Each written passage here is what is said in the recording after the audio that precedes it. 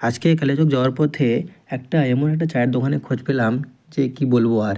সেখানে গিয়ে দেখি যে এত ভিড় যে লাইন লেগে সবাই চা নিচ্ছে।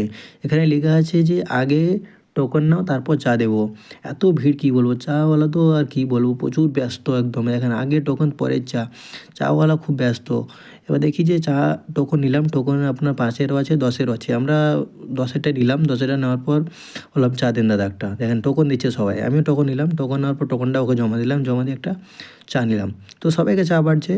এবার চা বাটার সময় দেখি যে আমার লাইন লেগে আছে, আমার লাইনে আমি একটু বলছে অপেক্ষা করো। তারপর আমার বন্ধু বললো একটু ছোটো চা নে, বড়ো চা নিস না। তো ছোটো চা নিলাম। তো আবার দাঁড়াতে হবে বলছে, আবার দাঁড়াও। তো কী বলবো আর, আবার দাঁড়ালাম। এবার দাঁড়িয়ে দেখি যে প্রচুর ভিড়। তারপর অবশেষে পেলাম যে চা। কী বলবো আর, এত টেস্ট চা, এত ভিড়, এত ক্রাউড, এত বাইক টাইক লেগে আছে আর কি বলবো ন্যাশনালের পাশে।